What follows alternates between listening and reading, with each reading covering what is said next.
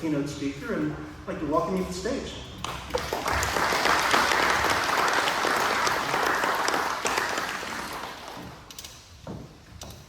Thank you, everyone. Super excited to be here. So, as mentioned, I'm Michele Mueller. I work for the Michigan Department of Transportation. I manage our connected, automated, and electrification team. I'm excited to have some of my folks here from my team as well. So feel free to, they're standing in the back, and feel free to reach out to them too and gain more information.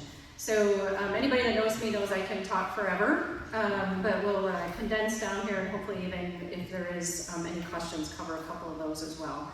So first of all, happy to be standing at the American Center for Mobility, a great partner of ours here in Michigan.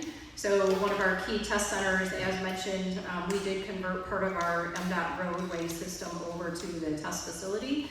That speaks vast statements of how important it is for us to have these types of facilities in our backyard. So we do a lot of collaborative effort. You heard a lot from Ruben, and by the way, Ruben, thank you for being the only person who thinks we have perfectly paved roads in Michigan. So, I will note that for future. You're on my good list. Yeah. So thank you for that. And you'll see through some of the work we're doing, when we're bringing in these different areas of work zones and different assets that we have as a department. Also happy to give a big shout out to Michigan Tech, who's housed here as well. I am an alumni of MTU, so super, always excited to be in the presence of folks from there, as well as many other universities. I'm not impartial, or I am impartial. So how many of you came from outside of Michigan? Oh, the vast majority, that's awesome. Super excited on behalf of the state of Michigan. I would like to welcome you all here. Hopefully you've been able, we were chatting a little before this about some of the different opportunities here with the Greek town and Mediterranean food and all of these others we were chatting about. And hopefully you get the opportunity to experience that. And I heard some people went to Buddy's Pizza, so famous Michigan Buddy's Pizza. So let's move forward.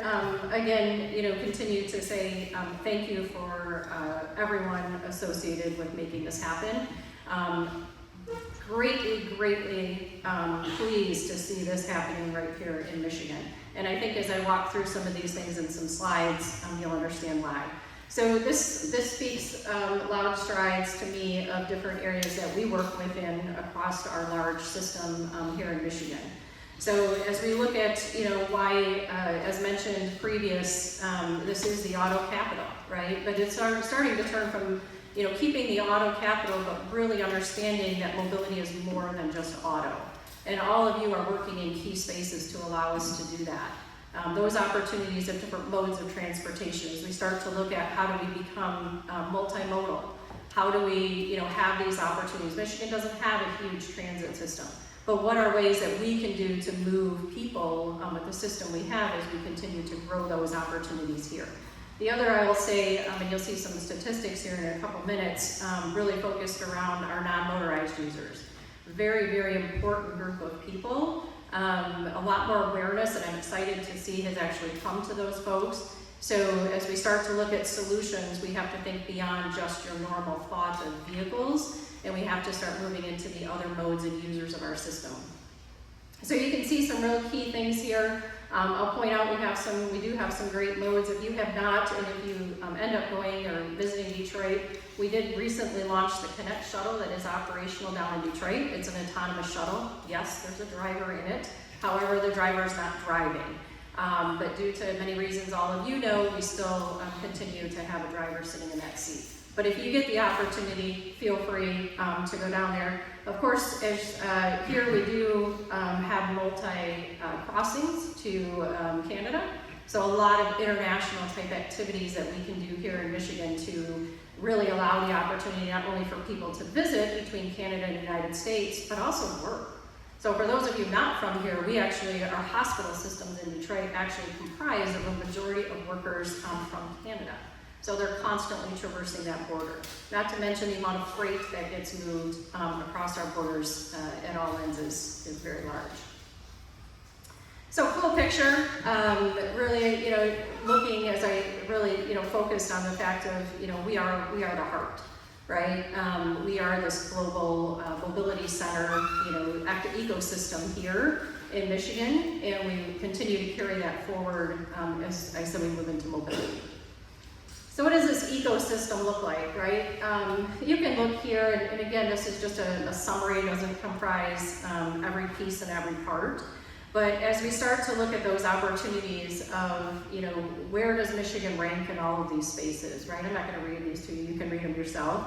But as we start to look and we say, how do we create this? We create this through this ecosystem that we have here that you see on the screen. It takes all of these partners, right? It's not just us, it's not just the industry, it's not just academia, it's the opportunity to have all of this coexist here in the state of Michigan. We take great value in this. We work hard with all of our partners. We are open for business, right? I know people probably get tired of hearing me say that, but we are open for business. We are here to help move technology industry forward. We are here to collaborate. We're here to find ways where we can, have people use our testing center, such as ACM, and then how do we develop that technology to go real world? So part of my job with ACM and my team's job is to say, as you get companies that come through and do this, we need to then move them out to that real world when they're ready to be there and have different experiences that they need to be interoperable and integrate with. So, I think that as we stand here at Plugfest, right, what is the opportunity for that? The opportunity is to utilize that in this ecosystem to make sure that what you're giving me when I put a project out works, right? It's very, very important. A lot of struggles. I will speak from my heart to tell you is I need your stuff to go through these systems and these opportunities. So when I get them out to deploy and my team is trying to deploy, they can actually deploy, right? And we're not spending months and years in some cases, trying to figure out why it won't. So the key to us is getting through these types of activities and using them to bring forward the work that we're doing. So you look at the numbers here, I mentioned pedestrians, right? Just look at the overall traffic crashes in 2024, focus on the pedestrians. We do look at, obviously, the amount of heavy vehicles, commercial vehicles we have. This will tell you why we do what we do. This tells you why we care about what we're doing. We care because I want every one of you, whether you live in Michigan, if you're visiting in Michigan, to get home to your families, and I want your families to get home to you. So I have a career goal, share it with everybody everywhere I go, which is if I know I saved one life in my career, it's a career win, right? Let alone if we do stuff and we implement these types of technologies and systems where we can save more. So don't lose sight of the fact of what we're striving to do and the reason that we're all, coexisting to get here. So we do have our transportation vision. You can go online and you can look for that. I'm not going to dig too deep into it, but really looking at where our values are and all the things that I've talked about really focus into that. So our team operates and strives with all of these visions going forward. And how do we make transportation the opportunity for bringing these into this ecosystem? We do have our mobility plan. Feel free to use the QR code if you really want some maybe light or heavy reading, whichever you call it. But the key thing here is to look at the areas that we tend to focus on, and safety first and foremost, right? That will always be our goal as a DOT. As it is with many of you. You're doing what you're doing to bring safety and mobility into everyone's lives. We talked about transit. Like I said, we're not a heavily transit-focused state, but we do have services and we continue to add to those services. And what we're going to do is we're going to grow those because we're going to be reliable. So people know that you can take transit from point A to point B. We will get you there, and we'll get you there on time. And then pavement condition, I gotta thank Ruben for his great comments, but for us, pavement conditioning is important. We have to know what's happening out on our roadways. We don't have people that can scan it every day, all day long. So as we use vehicles and we use technology to understand what's happening, we can do different things with that. One, the biggest thing is we can assess, is it immediate or can it wait? So if it's immediate, if we have a pothole, which we don't have in Michigan, but if we have a pothole, then we would have the opportunity to say it's X deep or X wide, And we can actually immediately send information and have the vehicle send right to our maintenance garage. They can then react very quickly. Otherwise, we're waiting for tires to be blown, cars to be damaged, those types of things, and we are very much operating in a reactive space. So really trying to get from being a reactive agency in this space to proactive. So all DOTs will tell you we function very reactively. We do in maintenance, we do in every construction, you name it. However, this is one space where I think we can really work to be proactive. We'll never forget our bridges. A lot of work we're doing, for example, looking at how can we prevent bridge strikes. So we do, unfortunately, just had one recently as well. Believe it or not, the trucks leave their dump beds up, or various things happen. They don't realize how tall they are for whatever reason, I'm not sure. And then they hit our bridge. Well, essentially when that happens, we have to shut the road down or shut the bridge down until our crews get here to make an assessment for safety. So not only is it the infrastructure elements, but it's also the inconvenience to the users of the system when those things happen.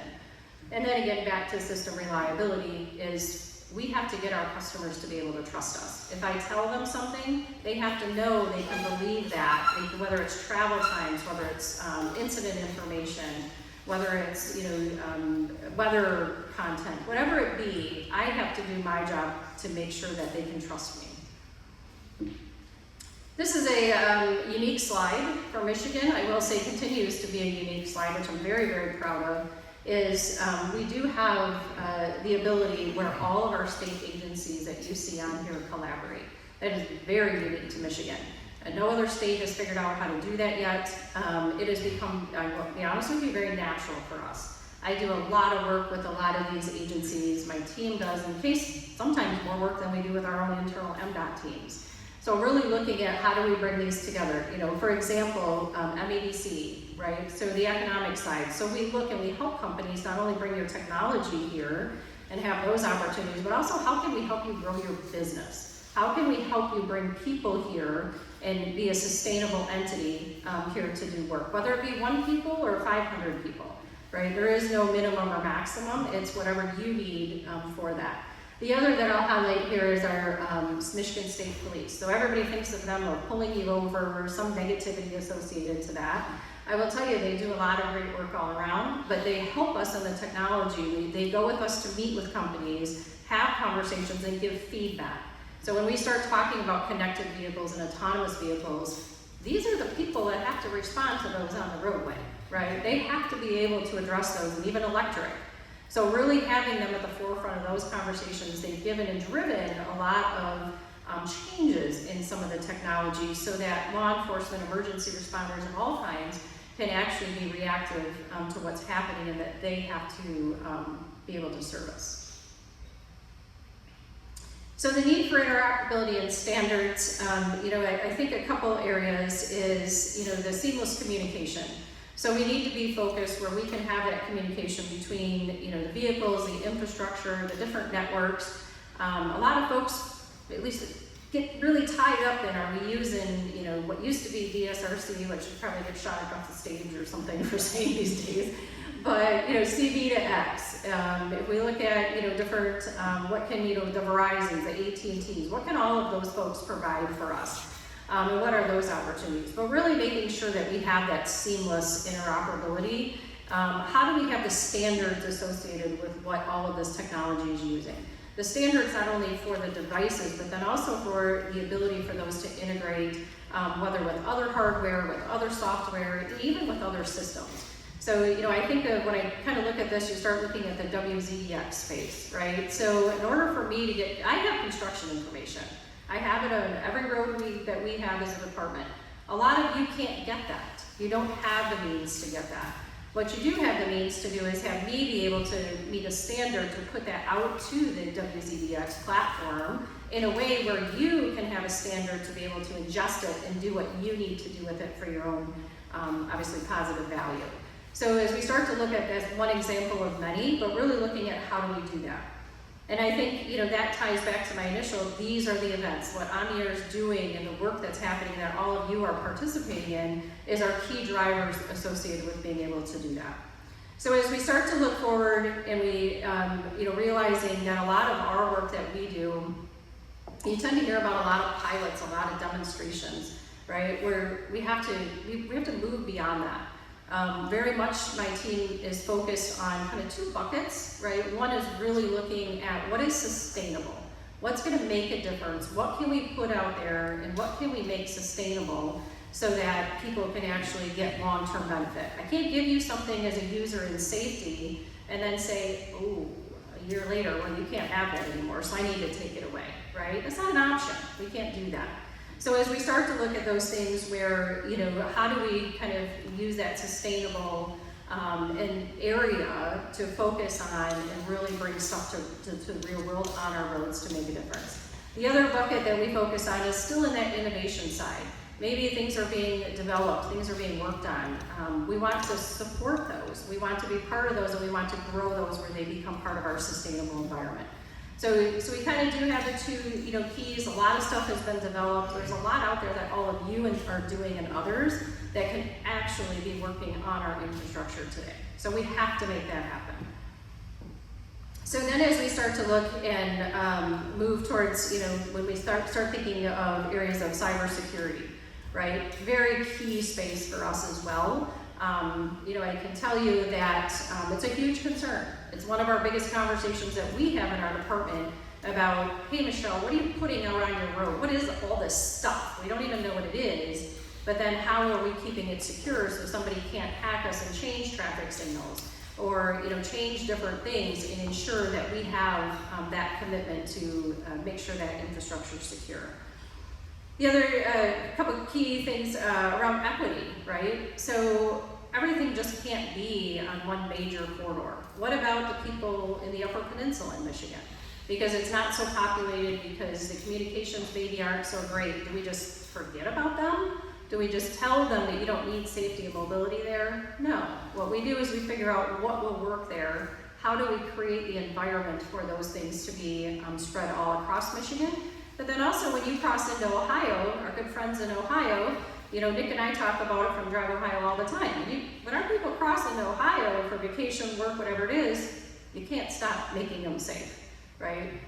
So how do we create those? And again, continue to drive back to we need the interoperability, we need the standards, whether you're in Michigan, whether you're crossing a state, and honestly, in some cases, very important to us is when you cross the international borders, because a lot of our people do that.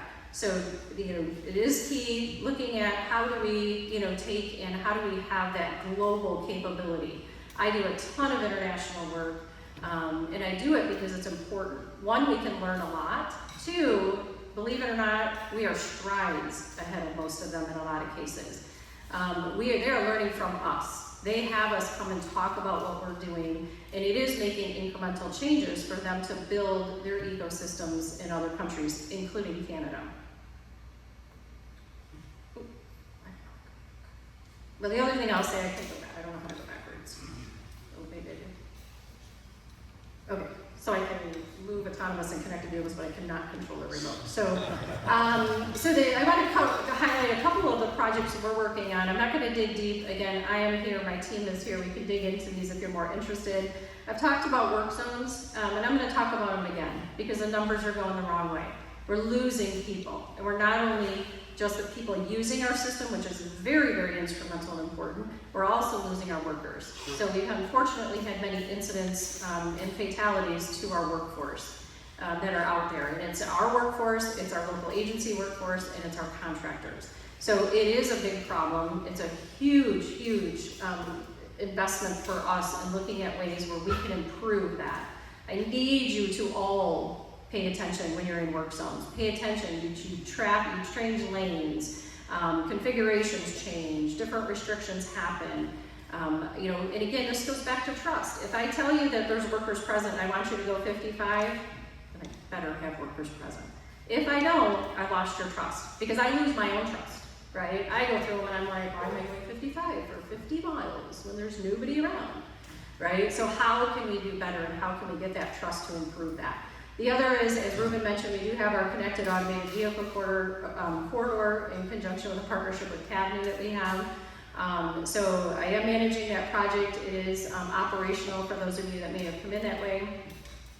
It's about 3 miles, And we continue to work on a large 50-year agreement associated with what that will look like, and eventually having the lane dedicated to a connected automated vehicle lane with tolling to come in the potential future.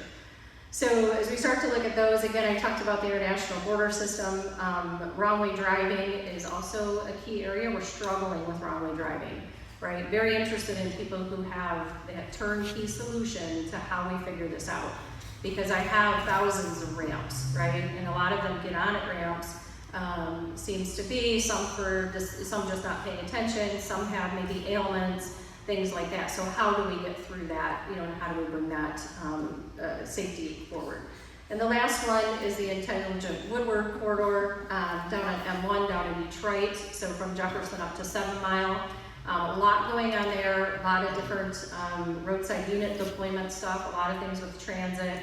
Connor's in the back, he's leading that project, so in essence of time, I'll let you guys follow up with him. And the last one is our video analytics. So really, how are we looking at using video analytics associated with understanding what's happening in our infrastructure that maybe we can see, maybe we can't, but then also to utilize it understanding near misses, right? We don't know when those happen. We get the crashes maybe 6 months later.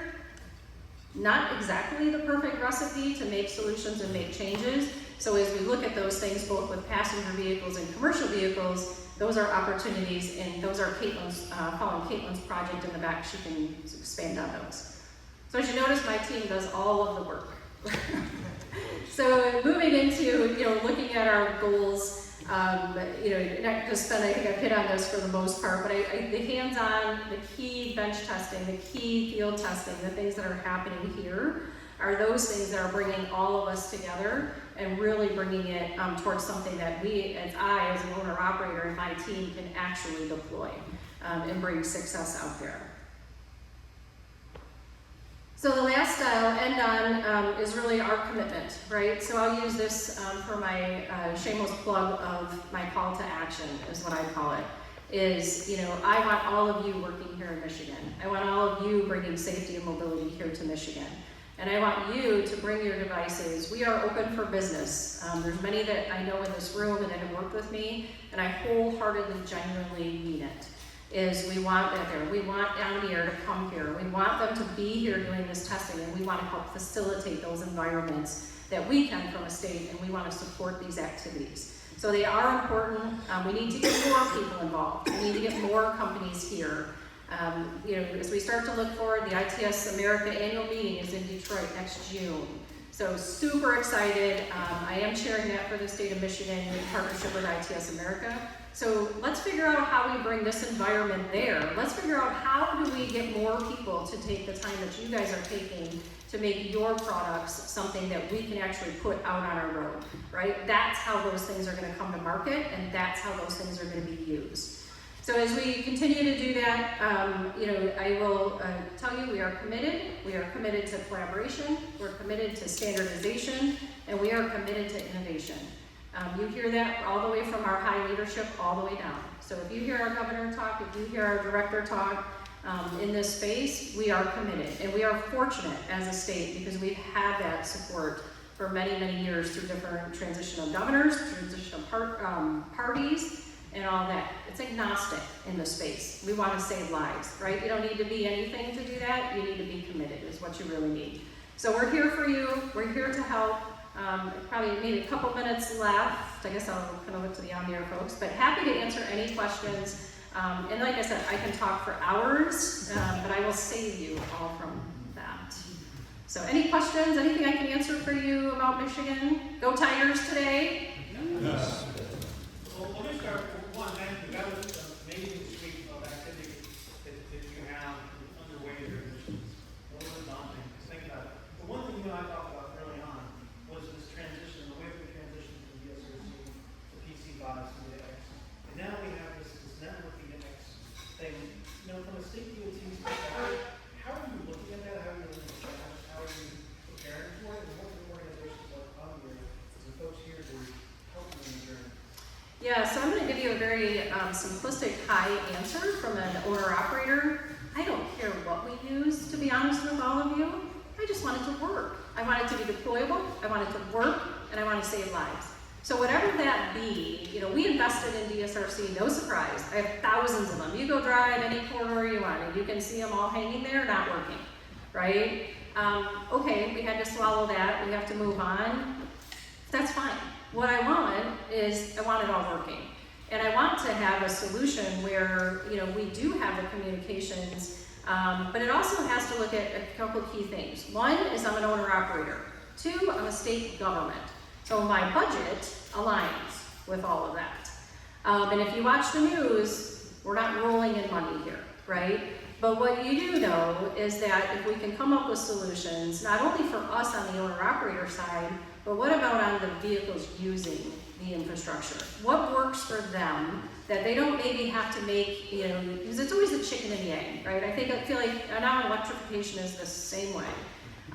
Is really how do we take the opportunity for, utilization of what we already have and make it work? Is there stuff on those vehicles today, right? I mean, we'll pay for it because we get the new Bose system or a great infotainment package. We'll pay thousands for that in our car. And it's attractive. It makes us potentially, in some cases, buy a certain car. So if we can use the systems that are powering all of those types of assets on those vehicles, my ask to those OEMs is much easier because they already have it, right? The other is really, in the last challenge I will give you guys before, because I did forget, is, I'm going to give you my struggle as a DOT, and I'm excited to see who can solve it.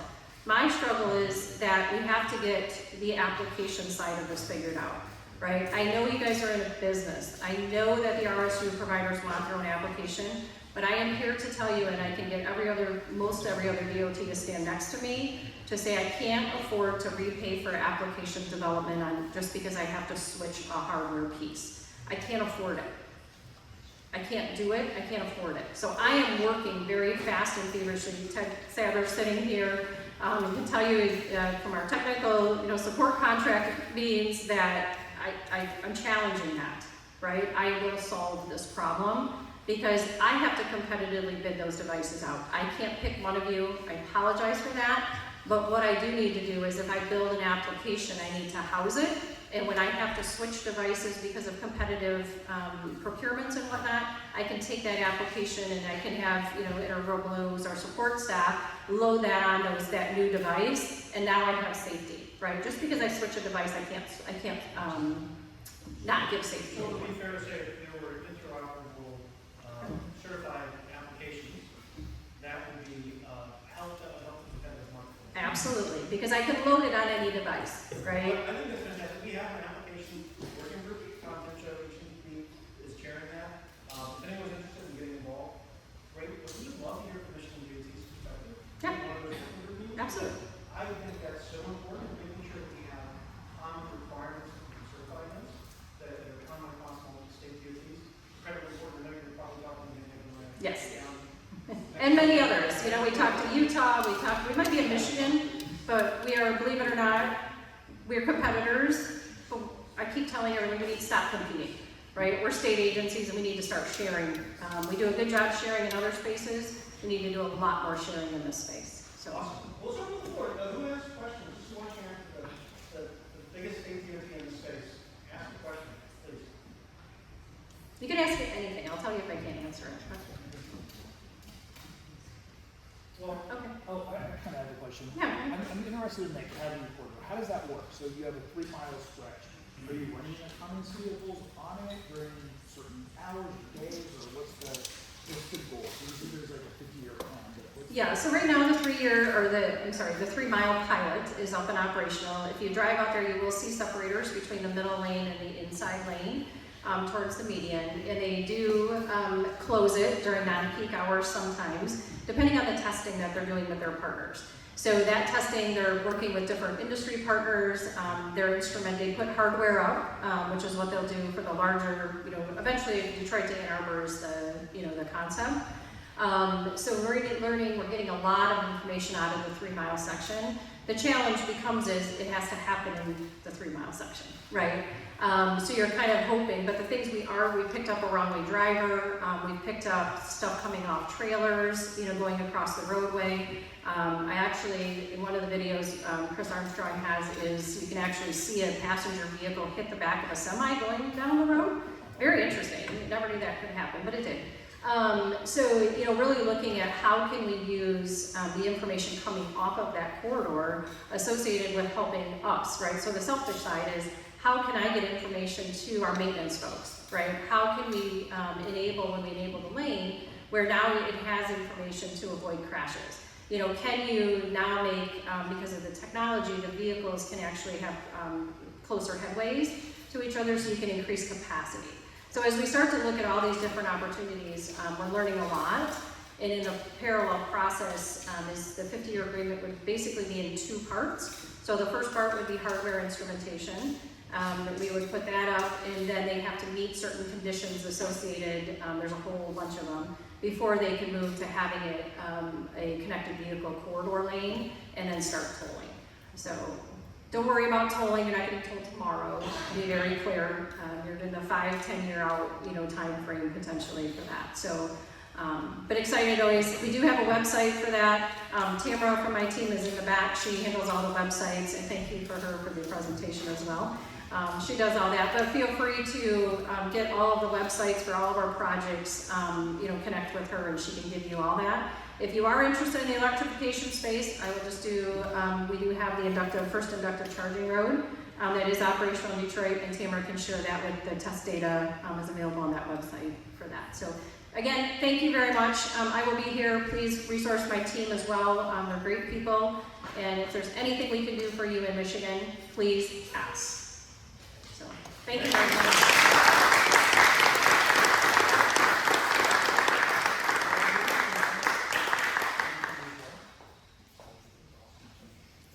Can we get just the opening speakers all up here for a quick photograph? That be okay? Yeah. All right.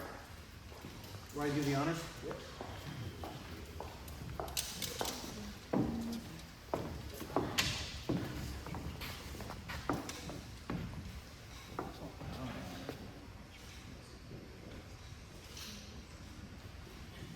Isn't that my teenage daughter?